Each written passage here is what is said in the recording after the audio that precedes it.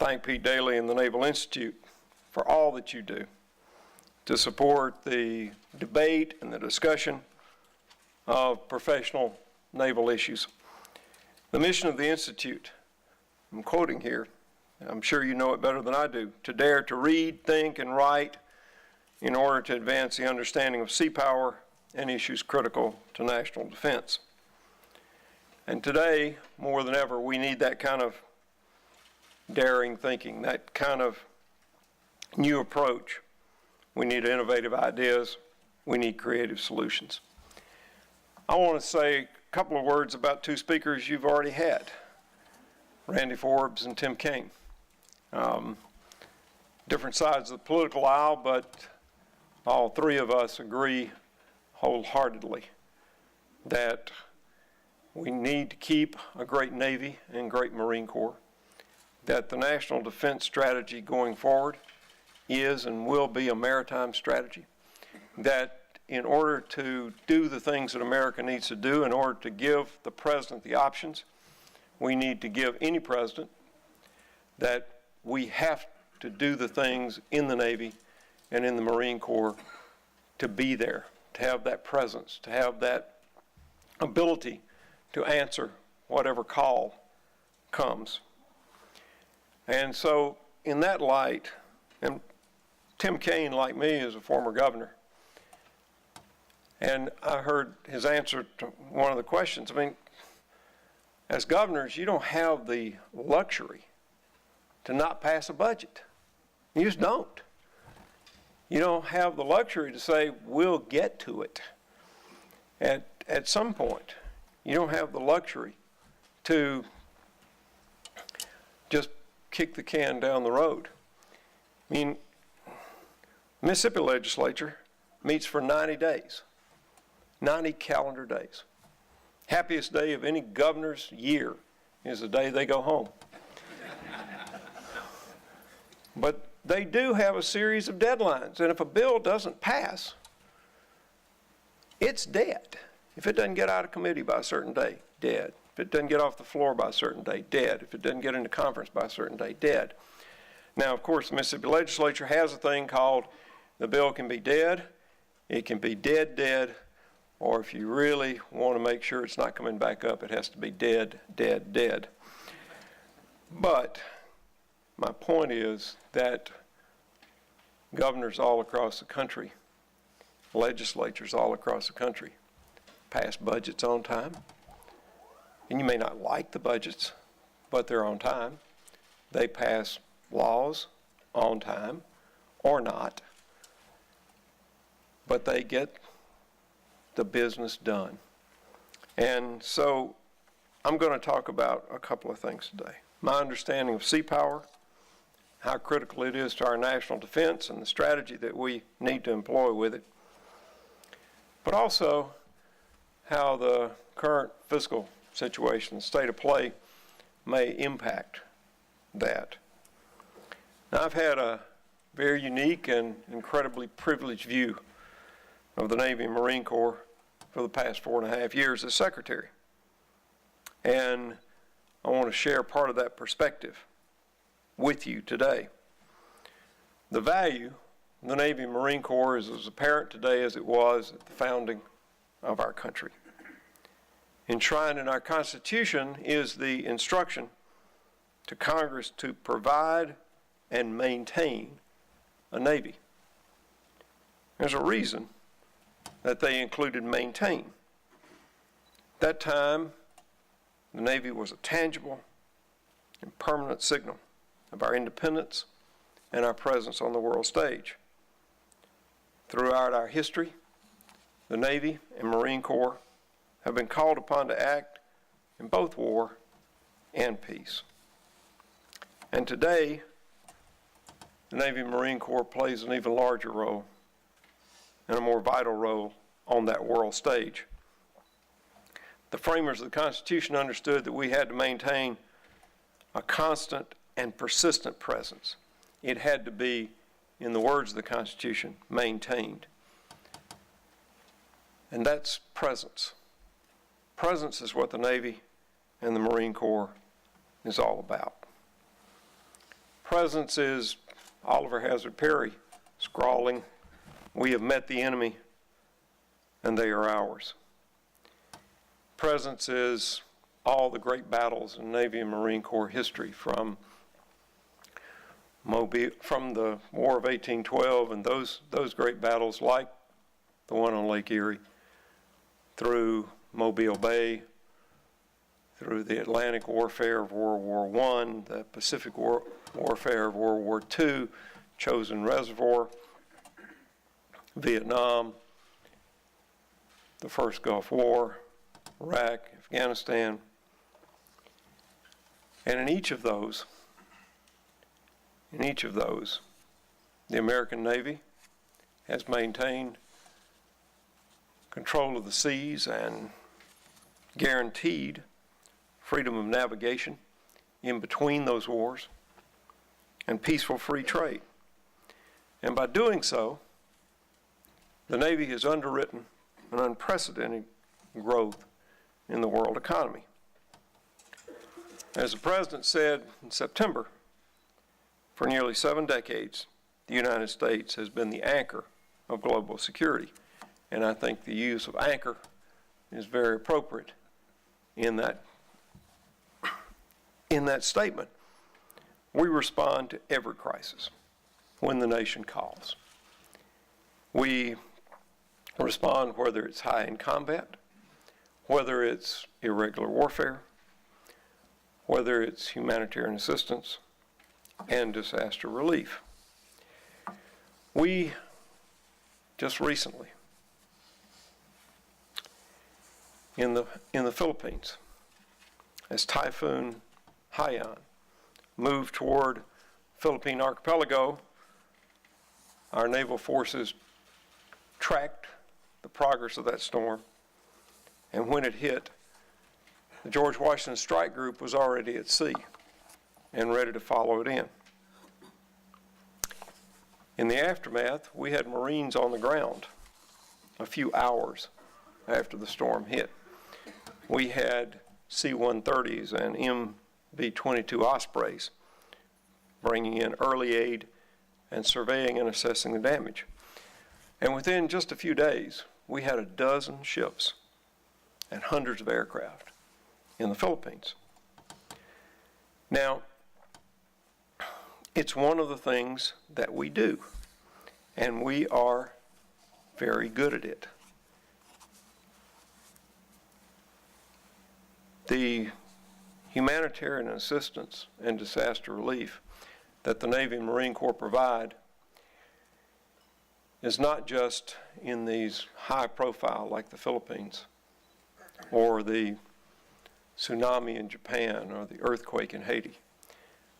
We get a request on an average of once every 2 weeks for some humanitarian assistance or disaster relief somewhere in the world. We're the only country that can do that, and we're frankly the only service that can do that.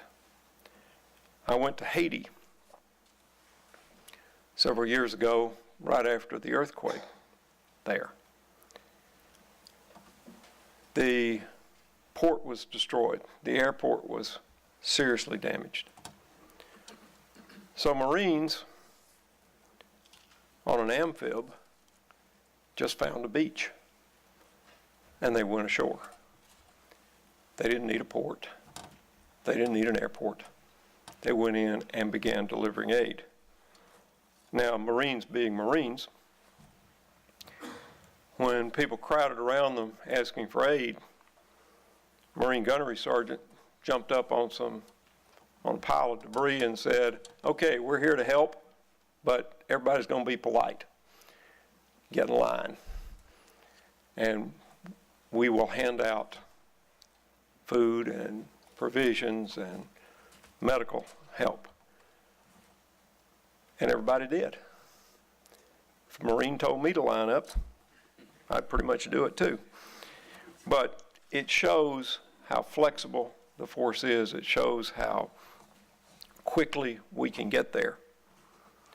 And it also shows that our ability to respond, whether in combat or in humanitarian assistance and disaster relief, isn't determined by overflight rights, isn't determined by permission to base, isn't determined by how quickly we can mobilize or how quickly we can get ships from the U.S.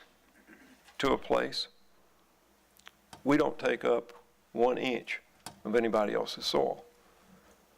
We come from the sea, and long after the guns fall silent, or long after the bell rings, we're there. We're not there just at the right place at the right time. We're there all the time. And you can see that. You saw it this fall in Syria. When there was a possibility of military action, we already had ships there. We didn't have to surge forces. We didn't have to come from anywhere. We were already there. So how do we keep that ability? How do we keep that presence? Well, I've divided it into 4 things. And in this acronym and obsessed town and building that I work in, 4 P's: people, platforms, power, partnerships. And in this age of technological marvels, our people matter more than ever. You can have the greatest ships, the finest aircraft, and it doesn't matter if you don't have the trained and experienced people to drive them, to fly them, to operate them. People matter. Unlike any other military in the world, we push responsibility and we push authority down. We expect from junior sailors and junior officers great decision making. We expect them to do these incredibly complex jobs, and we expect them to do it every single day. One other story, I went on the Ronald Reagan about 3 weeks after the tsunami in Japan, and the Ronald Reagan and her strike group had responded to that tsunami. My briefing was given by a Lieutenant JG and a second-class petty officer. And now this was in a room full, you can imagine, admirals and captains.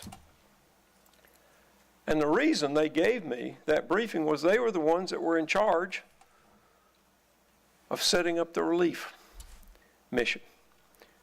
They were the ones that made sure that the right things got on the right aircraft in the right order, going to the right places. And they used the same techniques that they were going to use and did use in combat operations over Afghanistan.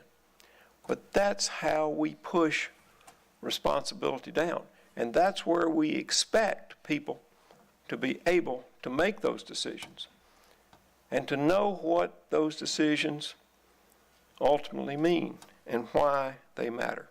So in this age of great technology, people matter more than ever. Platforms. At some point, quantity becomes a quality all its own. And we've got to have those big gray hulls on the horizon. We, in the last 4 years, and I'm very proud of this, we have arrested the decline in the fleet. On 9/11/2001, the U.S. Navy had 316 ships. By 2008, after one of the great military buildups in American history, we were down to 278 ships. And in the 4 years before I got there, the Navy had put 19 ships under contract. Now that's not enough to either arrest the decline in the fleet or, frankly, to keep the industrial base going. Since I've been there, we have put 60 ships under contract with a smaller top line. And we've done it just by things like competition. things like multi-years and block buys, things like firm fixed price contract. You know, my father owned a hardware store in Ackerman, Mississippi, a town of 1,000 people in Choctaw County, Mississippi. Maybe it was the cheapest human God ever put on this earth. And when I was running for my very first office, state auditor, Mississippi, met a guy in Wiggins, Mississippi, and he said, "You Raymond Mabus' son?" And I said, "Yes, sir, I am." And he said, "Well, I'm going to vote for you. If you're half as cheap with the state's money as your daddy is with his, we're going to be fine." Well, let me tell you, in terms of buying things, I am my father's son, and I am going to drive a hard bargain. We owe industry certain things. We owe them stable designs. We owe them mature technology. If you don't design a ship while you're building it, and if some new gee whiz technology comes along, put it on the next block. Put it on the next ship. Don't interrupt the building cycle. And 3, we owe them transparency in what kind of ships, how many, and when we're planning to build them. But in return, they owe us some things.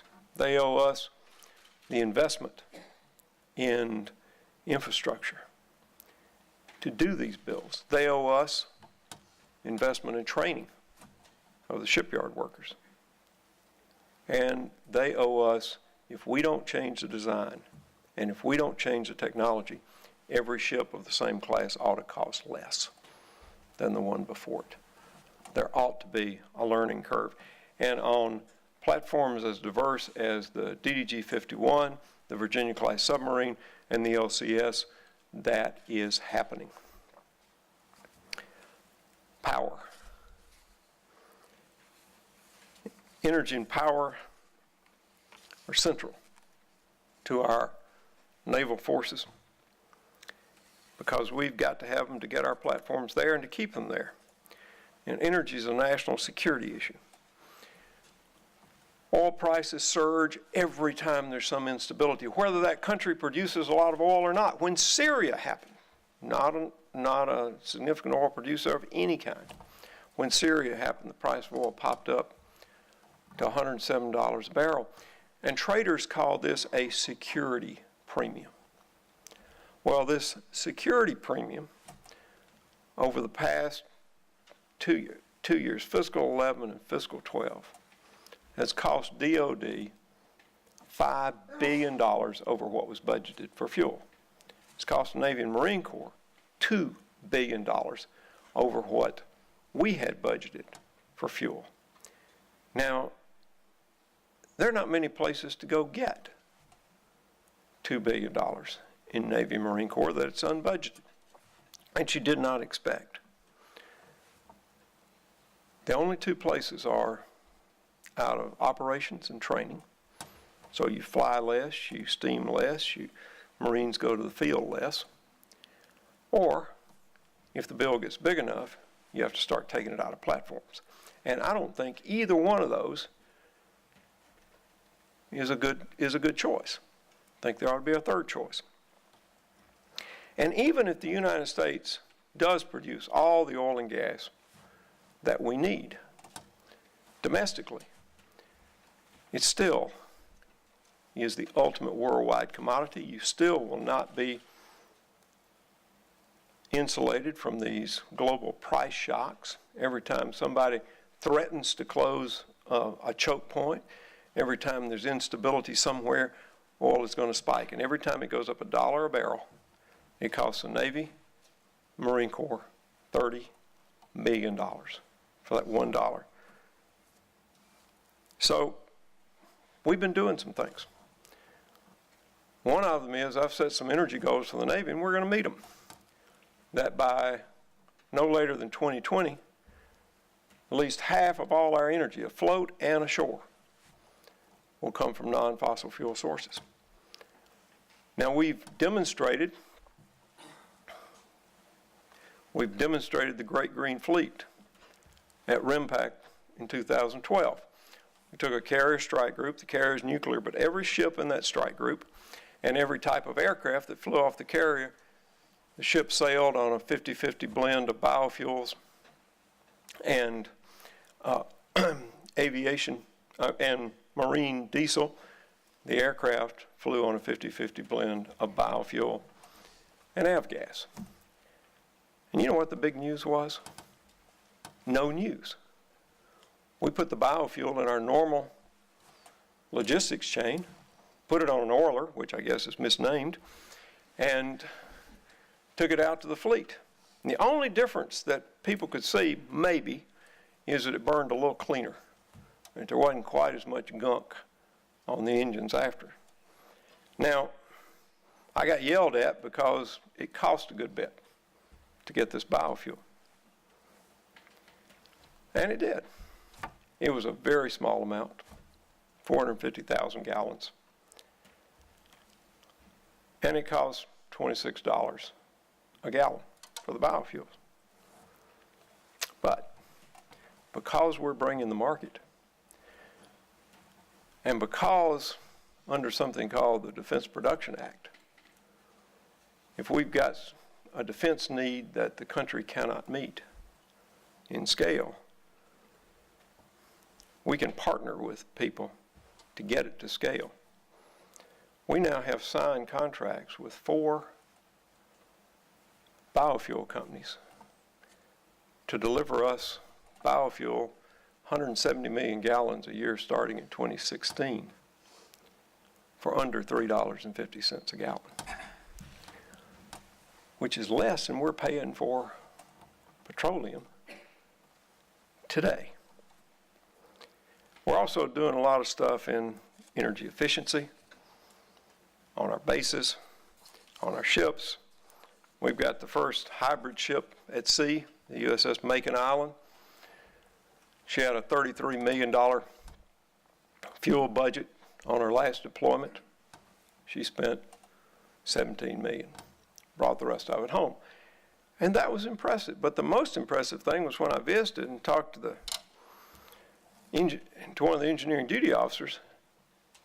He said, yeah, he said, that's great. He said, but the thing that really has started changing the culture is you've got third-class seamen coming up saying, I got an idea how we can save some energy. I got an idea how we can save some fuel. And he said, that's what we're doing on Macon Island, and that's what we're beginning to do around the world.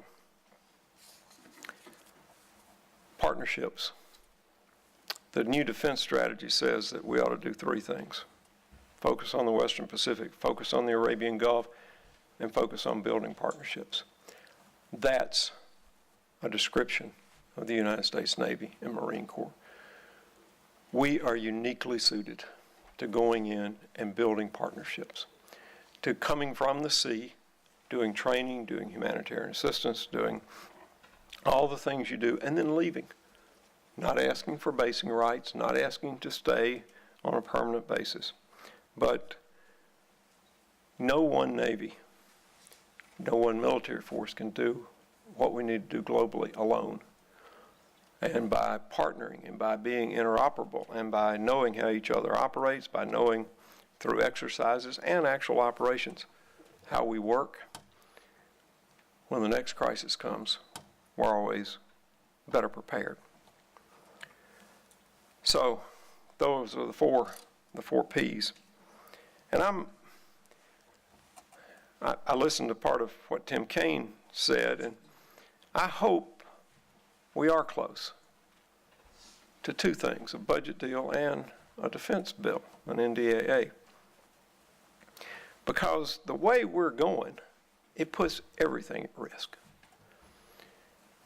The way we're going puts at risk all the progress we've made. It puts at risk the ability to provide that presence. It puts at risk the options that we give a president. I'll talk about that just for a minute. Sequestration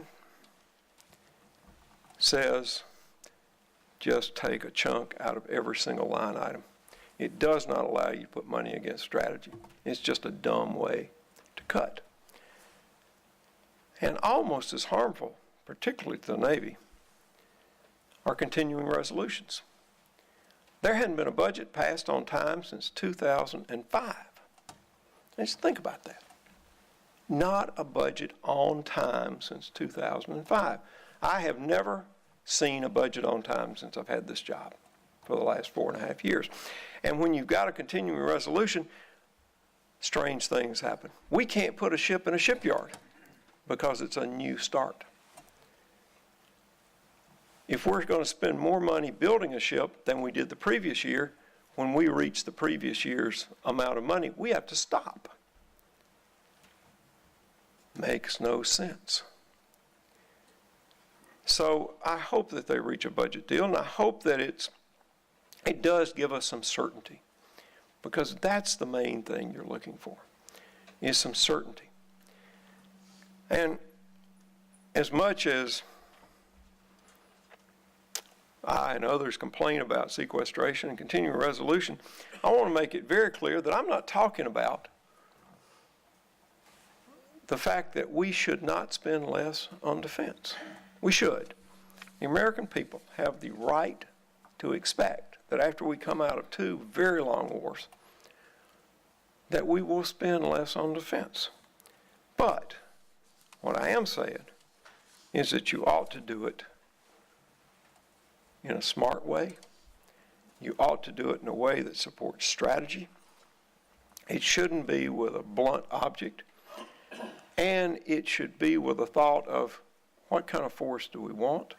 What kind of force do we need? What will the force be able to give this country and the presence of this country in terms of presence, in terms of options for the present? Navy and Marine Corps have an amazing history. For 238 years, we have answered every call that the country has asked of us. And we will continue to do that. Work like this institute will help us do that. And it is my hope, and in fact it's what I'm obligated to do, it's my charge as Secretary, to do all I can to ensure that the options that the Navy and Marine Corps give the President are there, not just for this President, but for future Presidents, as long out as we can see. For the life of this Republic, since before the Declaration of Independence, the Navy and Marine Corps have proven themselves to be an agile, professional, adaptable force, forward deployed, and there are no true homecomings for sailors and Marines. Once we come home, we turn around and go back out. People that join the Navy and Marine Corps want to see what's over the horizon. They want to see what comes next. They're willing to sacrifice, their families are willing to sacrifice to do that. And by doing that, they protect us all. With this forward deployment, with this presence, we remain the most responsive option to defend, to represent, to protect the United States of America. And we have to endeavor, even in these difficult and uncertain times, to keep it so. So from the Navy, Semper Fortis, forever courageous. From the Marine Corps, Semper Fidelis, forever faithful. Thank y'all.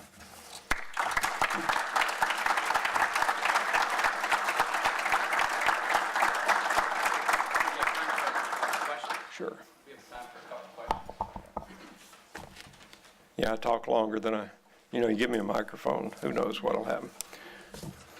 Yes.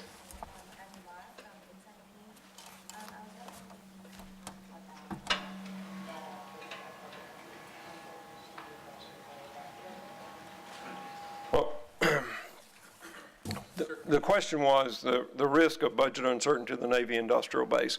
And that risk is real. That we have a pretty small number of shipyards now.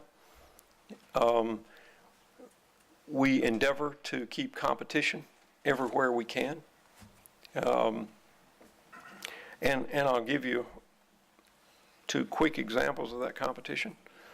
The DDG 51s are built both in Bath, Maine, and in Pascagoula, Mississippi. Because we want to keep, because both those shipyards provide value, it's good to have them both. But there really wasn't much competition between them. Each one would get a ship, and they would move on. Last year, we bid out 3 ships instead of 2. And we said that the winner would get, that the low bid would get the 3rd ship.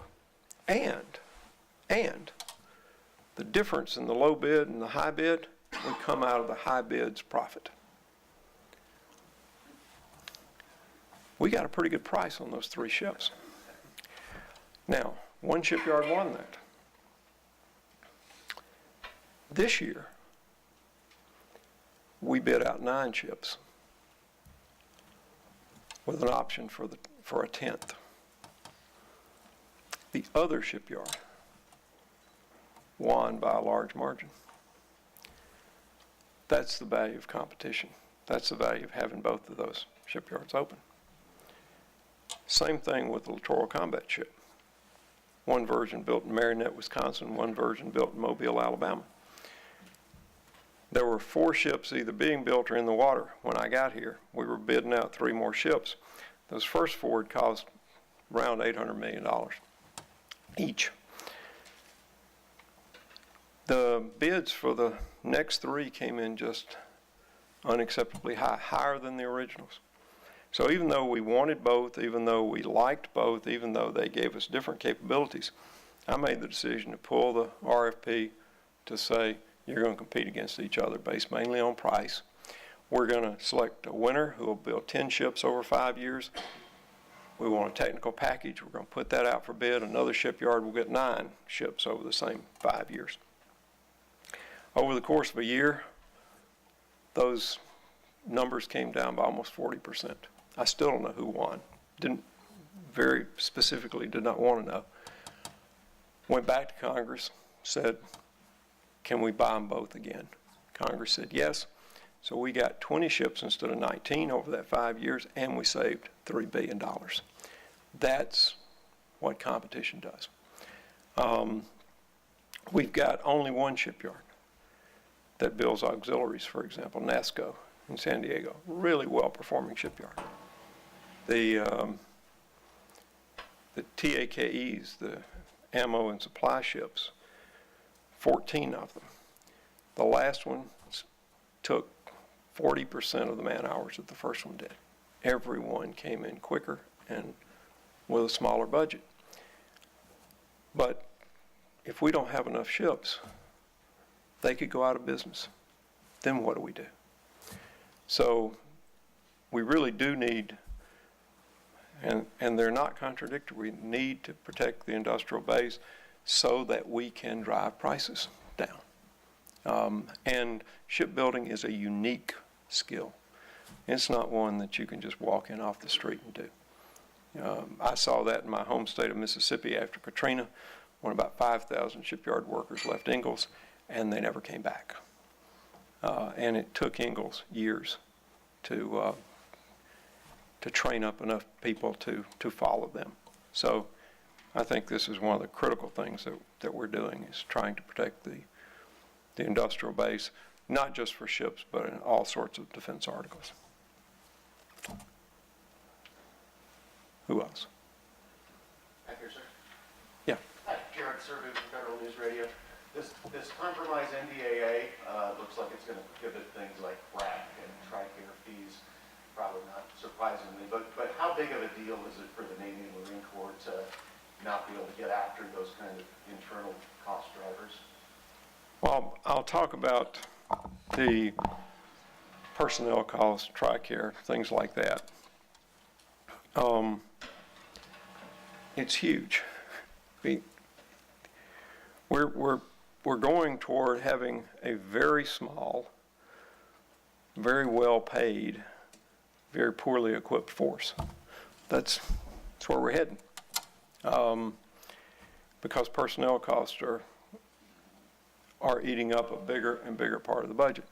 Now, we have to be fair to our active duty and our retired.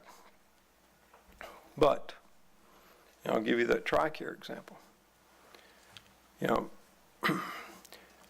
TRICARE for retirees, for working age retirees who can get insurance through their employer. We recommended on a scalable basis, depending on your income and depending on what level you retired at, that you pay more of what it actually cost us. Right now, the average bill is around $500 a year for a family of 4. Now, we are at the point where we're going to have to decide whether we're going to provide an incredibly good deal for retirees or whether we're going to provide the active duty with the tools that they need. That's the equation. You can't do both. So I don't think any retiree would ask us to make that choice, particularly if they've got another. And if they don't have another way to get insurance, we will keep the TRICARE. So we have pushed on this. We've made a little progress in the last couple of years, not nearly enough. And we're going to have to continue to push on this, or again, there's one place, you know, you can keep doing this, but you're going to get a smaller and smaller force that's less and less well equipped. So we got that piece of good news. Kind of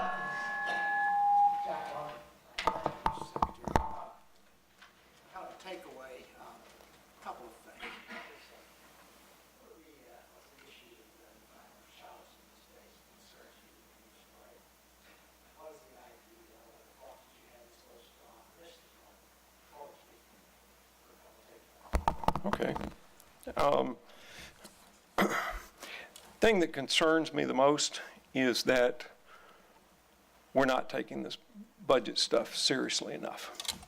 That not in the military, but just as a government, that we're just looking at cutting and not doing it in a smart way. That we could erase a lot of the gains, and I'll just speak about Navy and Marine Corps now. We could erase a lot of the gains that we've made in the past few years in terms of cost, in terms of the type of force that we have. If we don't get some certainty, if we don't get some predictability, if we don't get, and I think Tim Kaine used the term regular order in terms of budget, that concerns me. The thing that gives me the most optimism, though, I travel a lot, and I travel mainly to see our sailors and Marines.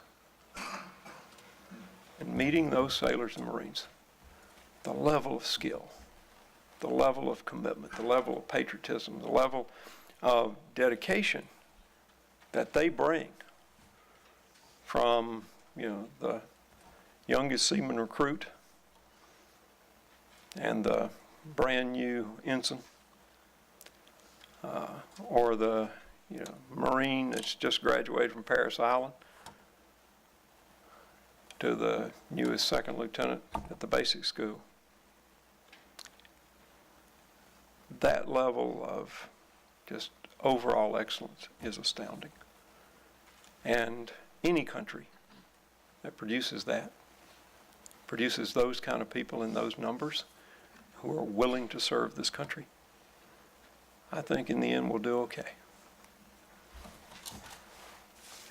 So I had a question about the Navy's role in the Arctic. Do you believe that the Navy has what it needs to fulfill its mission there? And is there any areas of investment that you see the Navy needing to, to fulfill its mission? And if so, what are those areas? And what are the areas of investment that you see the Navy needing to fulfill its mission there? And is there any areas of investment that you see the Navy needing to fulfill its mission there? And if so, what are those areas?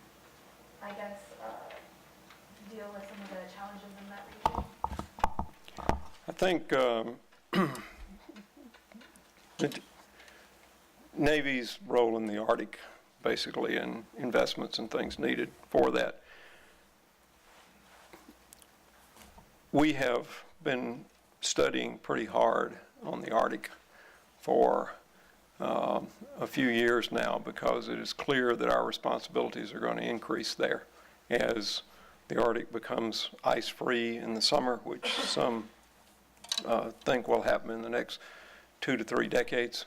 It's already, things are opening up. A Northwest Passage is opening up. Ships are already going through there.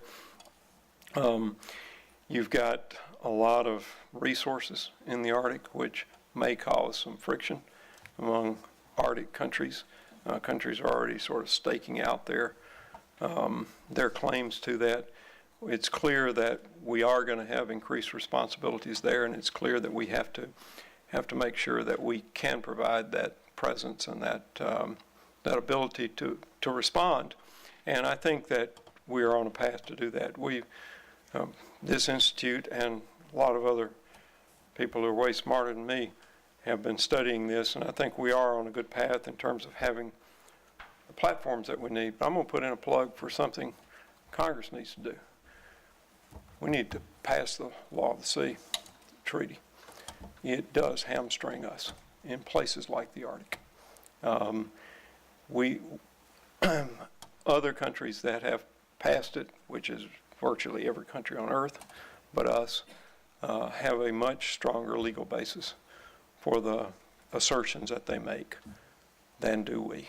And if we want to protect things like our access to natural resources, if we want to protect freedom of navigation, if we want to protect the things that we hold dear, they need to pass that Law of the Sea treaty.